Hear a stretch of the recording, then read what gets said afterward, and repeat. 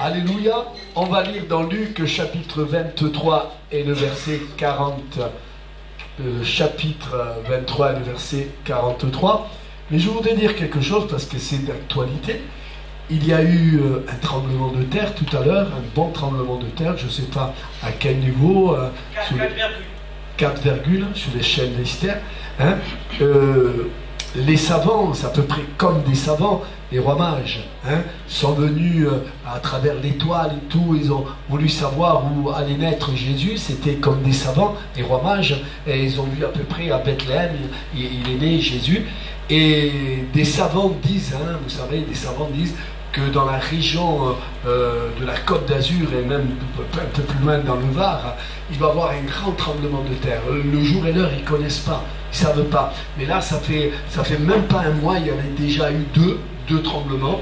Et là, il y en a eu encore un tout à l'heure, il y a eu encore un tremblement de terre. Mais c'est pas grave, c'est des signes. Hein, c'est des signes du retour du Seigneur. Il y a des guerres, il y a des bruits de guerre, il y a des famines, il y a des phénomènes. Et veut dire que le retour du Seigneur est imminent, est à la porte, il ne tarde pas. Réjouissez-vous car votre délivrance est proche. Amen. Alléluia. Et voici ce que nous dit la parole de Dieu ce soir. Amen. Jésus lui répondit, je te le dis, c'est au brigand sur la croix. Hein. Il est en train de mourir sur la croix, hein, le brigand. Hein.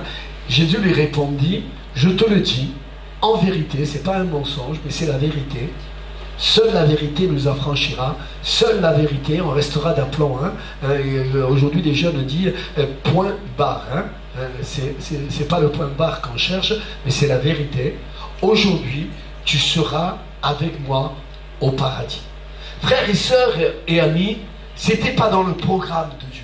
Il y a beaucoup de choses que ce ne sont pas dans le programme de Dieu, mais Dieu bouleverse toutes choses. Il dit dans sa parole le sabbat, hein, le sabbat, mais Dieu est maître du sabbat. Vous savez, nous ne pouvons rien ajouter ni enlever de la parole de Dieu. Il est écrit. Mais pour nous, le Seigneur nous dépasse. Et le Seigneur n'était pas dans son agenda d'aller au paradis, déposer cet homme, mais cet homme va crier, souviens-toi de moi quand tu viendras dans ton règne. Et nous savons que Dieu n'est pas quelqu'un qui perd les âmes. Dieu est un Dieu qui gagne les âmes. Malgré que Dieu ne devait pas aller au paradis, que Dieu devait aller au séjour des morts, à la mort, il va changer tout son programme pour une âme. Quand une âme se répand, la Bible nous enseigne que les cieux sont en fête. Alors Dieu n'a pas cherché à savoir, il va lui répondre dans la vérité, pas dans le mensonge. Le mensonge, vous savez, parfois on demande au Seigneur, Seigneur bénis-moi, bénis-moi. Mais le Seigneur te dit, fais des efforts. Dieu n'exauce pas la prière du pécheur. Dieu n'aime pas que le pécheur meure, mais qu'il vive. Mais il n'exaucera jamais la prière du pécheur. Alors, frères et sœurs, Dieu est un gagneur d'âme. Il veut te gagner, il veut nous gagner, mais dans la vérité, non dans le mensonge. Il y a une personne qui disait à mon frère José, tu vois, Dieu m'aime. Quand je demande à Dieu, quand je suis dans une grande surface, je demande à Dieu, Seigneur, que les surveillants ne puissent pas m'arrêter. Je suis en train de voler, je vais passer à la caisse, je vais passer devant les surveillants, mais qu'ils ne puissent pas m'arrêter. Mais c'était le mensonge, c'était les ténèbres. Dieu n'était pas dans cette prière. Et parfois, nous n'y sommes pas trop dans les choses de Dieu. Nous voulons parfois commander Dieu, comme si Dieu était un Dieu méchant. Comme si Dieu se trompait. Un jour, Job a dit, Seigneur, il s'est un peu rébellé, Job. Il s'est un peu rébellé, quoi de plus normal de tout ce qui lui est arrivé à Job, mais il s'est rébellé. D'une certaine fois, certaines choses, il s'est rébellé. Et Dieu lui a parlé. Il a dit, mais tiens, habille-toi, tiens, lève-toi, enseigne-moi, enseigne-moi comment est créé le soleil, comment est créée la lune, comment ça s'est fait ceci, comment ça se fait cela. Et Job, il s'est tué parce qu'il ne pouvait pas enseigner Dieu. Alors Dieu, tout ce qu'il fait est parfait. Nous devons nous soumettre à la volonté de Dieu. Il est maître absolu, incontesté, incontestable. Un jour, Yann Guichot disait dans une de ses prédications, je demandais au Seigneur, à chaque fois que ma femme était enceinte, je demandais au Seigneur de me donner une fille. Et voilà que le Seigneur lui donne un garçon. La deuxième fois que sa femme tombe enceinte, il lui demande, Seigneur, donne-moi une fille. Et le Seigneur lui donne encore un garçon. Et pour la troisième fois, sa femme tombe enceinte. Et Yangisho dit, mais Seigneur, donne-moi une fille. Et le Seigneur lui donne encore un garçon. Et des années plus tard, il a remercié Dieu. Pourquoi? Parce qu'il disait dans sa prédication qu'un Coréen, quand il ne doit pas trop se déplacer quand il y a une fille à la maison. On doit bien l'élever selon les coutumes de la Corée. Il dit, j'aurais pas autant évangélisé dans le monde si j'aurais eu une fille. Alors ce que Dieu fait est parfait. N'essayons pas de bousculer Dieu. N'essayons pas de bouger le bras de Dieu comme si nous, on aimerait plus les âmes perdues que Dieu. Jamais de la vie. Dieu aime les âmes perdues. Toi, tu n'as rien donné, même pas un petit doigt. Si je te demanderais ce soir de te couper un petit doigt, mais tu dirais non, non, non, laisse-moi mes 5 doigts. Dieu l'a donné plus que son petit doigt. Il a donné son fils bien-aimé. Alors il est en train de mourir pour les âmes perdues. Et il y a une âme qui est à côté, qui a dit cette parole. Dieu attend l'occasion favorable, que tu puisses ouvrir ton cœur, que tu puisses reconnaître que Dieu est vivant, que Dieu est puissant, que Dieu règne en maître, que Dieu est le maître. Soumets-toi à sa volonté, soumets-toi à sa direction. Alors cet homme est là et il lui dit, Seigneur, souviens-toi de moi quand tu viendras dans ton règne. Et le Seigneur lui dit, aujourd'hui, Dieu n'a pas des promesses pour demain, mais Dieu a des promesses pour aujourd'hui. Le jour où tu entends sa voix, n'endurcis pas ton cœur. Soumets-toi à la volonté de Dieu. Cette expérience, j'ai vécu 2 expériences, j'en veux dire une et après une deuxième. J'ai vécu la dernière fois, j'étais pas en voyage, mais en déplacement avec ma femme dans le Var. Et on venait du Var, et là, frères et sœurs, une paix. Je vous promets, une paix. Ma femme peut-être ne s'est pas aperçue, mais une paix a inondé mon cœur. À un point que, waouh, à un point que je me rappelle, et je le dis ce soir, une paix, waouh. Pourtant, mon voyage n'a pas été terrible, mais une paix qui a inondé mon cœur, une paix, waouh. Certainement, peut-être Rosalie a prié pour moi, mon fils a prié pour moi, Jeanne a prié pour moi, et ma femme. Mais une paix a inondé mon cœur, Et vous savez de quoi je parle, parce que certainement, toi aussi, tu as vécu aussi ces expériences avec Dieu. Une paix a inondé mon cœur. Et un jour, ça fait 3 ans déjà, qu'on prie le lundi, le mardi, le vendredi, 1 heure avant la réunion officielle. Et je m'en demandais au Seigneur, je disais, Seigneur, bénis-moi. Mais bénis-moi, Seigneur. J'avais envie d'être béni par Dieu. Et je demandais à Dieu, Seigneur, bénis-moi, bénis-moi. Et Dieu ne se trompe pas. Quand on lui demande quelque chose, il nous donne la chose. Vous savez, ce que l'homme promet, il dit, oh, je t'aime aujourd'hui, et demain il divorce. C'était un je t'aime qui n'était pas vraiment sincère et qui n'était peut-être pas la vérité. Quand sa bouche te dit, son bras l'accompagne. Ayons la pleine conviction, la pleine assurance que tout ce que Dieu promet, il est capable de nous donner. Ayons cette pleine conviction. Point barre. Ce que Dieu promet, il est capable de le donner. Et là, frères et sœurs, je disais au Seigneur, Seigneur, bénis-moi, bénis-moi. Et Dieu voulait me bénir. Et peut-être Dieu m'a béni à la première parole que j'ai demandé, Seigneur, bénis-moi. Et à un moment, je demande au Seigneur, et je dis, Seigneur, je te demande de me bénir. Et Dieu me répond, mais je te bénis. Je dis, Seigneur, mais de quelle façon? Il me dit, à chaque fois que tu te tiens dans ma présence, je te bénis. Parce que c'est une grâce, c'est une bénédiction. À chaque fois que tu te tiens devant moi, c'est une bénédiction. Non une bénédiction terrestre, mais une bénédiction céleste. Dieu le veut. Et il va pouvoir nos besoins matériels terrestres. Il va pouvoir, pas de problème. Mais Dieu ne vise pas trop le terrestre. Dieu vise le céleste. Jésus, il est là, il est à quelques heures, à quelques jours de partir dans le ciel. Et il dit, attendez, attendez à ses disciples. Attendez, je vais partir. Mais regardez comment les disciples, leur foi a été fondée sur la vérité. Jésus était en train de leur parler. Une nuée est venue le chercher. Et à leurs yeux, il est parti. Dans une nuée, il est parti. Et ils étaient là en train de regarder le ciel. Ils n'auraient peut-être pas évangélisé que regarder le ciel. Il va revenir après et que regarder le ciel. Mais des anges leur aient apparu. Oh, qu'est-ce que vous regardez? Le même homme qui est parti, le même Dieu qui est parti dans le ciel, il reviendra. Alléluia. Et sur des nuées, il nous prendra.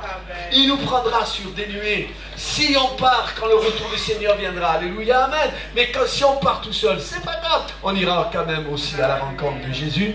Et là, frères et sœurs, nous on dit bénis-nous, Seigneur. Mais de quelle façon Dieu veut que tu veux être béni par Dieu? Et quand tu cherches la face de Dieu, tu passes du temps pour Dieu. Tu commences déjà à faire des efforts. Tu vois, dans ce domaine, je ne gagnais pas. Mais là, depuis que je passe du temps devant Dieu, dans ce domaine-là, je gagne. Je disais des gros mots. J'avais des mauvaises pensées. Les gros mots ont cessé. Les mauvaises pensées sont arrêtées. Dans ce domaine-là, je n'arrivais pas. Je n'arrivais pas dans ce domaine à donner gloire à Dieu. Je n'arrive pas. Alors j'ai compris que ce n'est pas une affaire d'homme. C'est l'affaire de Dieu. Quand on demande à Dieu, on reçoit de Dieu. Tu vois, ce domaine-là, je n'arrive pas. Moi, j'ai des bons exemples là, ce soir. Mon frère Antoine, il s'est enlevé de la cigarette, complètement. Mon frère Gabriel s'est enlevé de la cigarette. Et mon fils Élie s'est enlevé de la cigarette. Quelle grâce, quelle puissance. Mon frère José, un jour, il va dire, il va se convertir, il va donner son cœur au Seigneur. Il était toxicomane et il s'est enlevé de la drogue. Mais il était appelé au ministère. Il était appelé à servir Dieu. Mais il avait la cigarette. Et lui, il disait, pour que vous puissiez comprendre, vous qui n'avez jamais fumé, que c'est fort la cigarette. Ce lien de la cigarette est très fort. Et il disait, je suis arrivé à m'enlever de la drogue, mais la cigarette c'est dur. Si je continue à fumer, j'arrête mon appel pour le Seigneur. J'arrête, je ne peux pas servir le Seigneur avec la cigarette à la main. Si dans quelques jours, le Dieu ne m'en délivre pas, j'arrêterai. Mais c'est dur. La drogue a été dure, mais la cigarette, on pourrait dire que c'est plus dur. Alors Seigneur, délivre-moi. Donne-moi la victoire.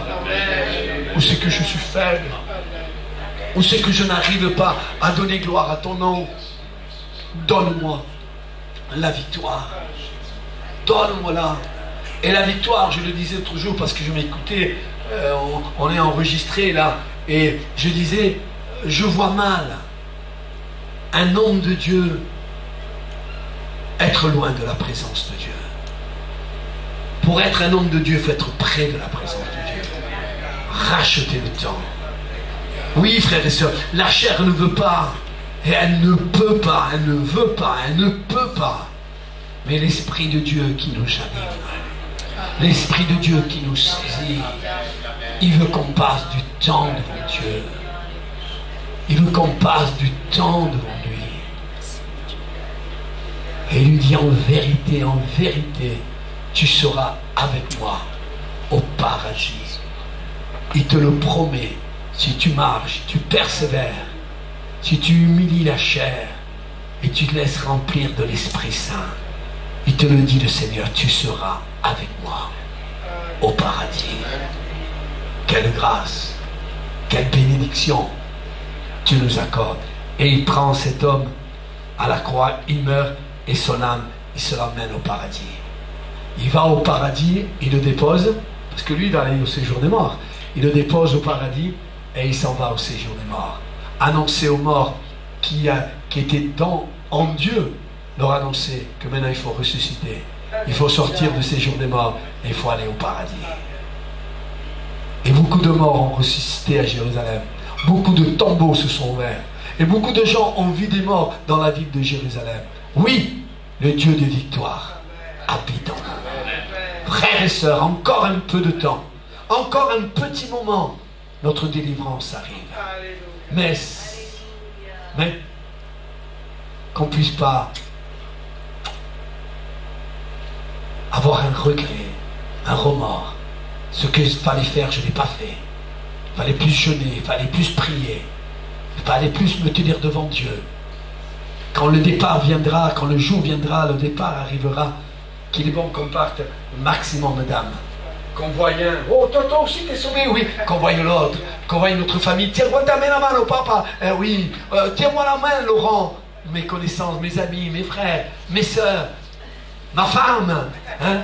Qu'on parte ensemble à la rencontre de Jésus. Tous ensemble, le maximum. C'est mon mucho. On est trop. On ne va pas tenir dans cette nuée. On est trop. Merci Seigneur qu'on soit beaucoup, qu'on soit sauvés. Mais pour cela, il faudra persévérer. Et la Bible enseigne, et la Bible dit, je termine, il n'y a que les violents. Donne-moi être violent spirituel. Je ne vais pas essayer d'écouter la chair, constamment la chair. Oh, il y a un temps pour tout. Il faut aller à la plage, on va à la plage. Il faut jouer au ballon, on joue au ballon. Il faut faire du tennis, on joue au tennis. Il faut faire une partie de pétanque, on fait une partie de pétanque. Il y a un temps pour tout. Nous ne sommes pas des fanatiques, mais nous sommes des gens sages et intelligents. On passe du temps devant Dieu. Et Dieu nous permet certaines choses. Alors frères et sœurs, un jour, il y avait une église qui priait, qui se tenait devant Dieu, qui passait du temps devant Dieu. Une église qui priait, qui se tenait devant Dieu. Et cette église gagnait des âmes. Gagnait des âmes. Et un jour, un homme cherchait une adresse dans le quartier où cette église était là. Cherchait une adresse. Il passait avec son taxi, cherchait une adresse, et il passe devant l'église. Et quand il passe devant l'église, il dit « Ah, monsieur, arrêtez !» Le taxi dit « Mais c'est pas là l'adresse. Mais arrêtez, il faut que j'aille là. » Mais le personne du taxi me dit « Mais attendez, c'est pas là l'adresse, mais il faut que j'aille là. » Il rentre, il se convertit, il donne son cœur au Seigneur. On applaudit le Seigneur. 3 jeunes d'une autre église avaient entendu que telle église là-bas, au pays étranger, elle marchait, elle allait de l'avant, elle gagnait des âmes. Cette église allait de l'avant, cette église gagnait des âmes. Et ils voulaient savoir le pourquoi, parce qu'eux voulaient aussi gagner des âmes. L'amour des âmes perdues, elle est dans votre cœur. Elle doit être dans votre cœur. La vérité, elle doit être dans votre cœur. Et là, ils font le voyage dans ce pays-là, et ils voient cette église, ils frappent à la porte, une personne l'ouvre, dit bonjour, bonjour, on voudrait voir le pasteur tel. Elle dit d'accord, mais rentrez. Et il rentre, il dit mais attendez, je vais vous faire visiter l'église. Mais il dit écoutez, pourquoi votre église marche? Mais il dit je vous le dirai après. Il leur montre la garderie, il leur montre l'école du dimanche, il leur montre la grande salle d'évangélisation. Mais il dit notre église elle marche à cause de la chaudière. La chaudière. La chaudière, c'est de la chaleur, c'est du feu. La chaudière, oui, la chaudière. Mais je vous le montrerai en dernier. Mais qui êtes-vous? Moi, je suis le pasteur responsable. Mais notre église marche. Notre église a du succès. Parce qu'il y a la chaudière. Hein? La chaudière. Il faudra acheter une chaudière dans notre église pour qu'il passe bien chaud. Pour que les gens soient à l'aise à travers la chaleur l'hiver. Et en dernier, il ouvre une porte et c'est là la chaudière. Il ouvre une porte. 1 heure avant la réunion ou 2 heures avant la réunion d'évangélisation, il ouvre la porte et des centaines de chrétiens et de chrétiennes étaient en train de prier pour la réunion qui allait arriver. On applaudit le Seigneur. Alléluia! C'est pas le nom du pasteur dans une église, mais cette église prie, cette église se tient devant Dieu. En vérité, je te le dis, aujourd'hui même, tu seras béni. Aujourd'hui même, tu seras avec moi au paradis. Tu seras dans la gloire de Dieu, dans la paix de Dieu, dans la joie de Dieu. Que Dieu te bénisse, que Dieu te garde. Bonne soirée dans le Seigneur. Amen.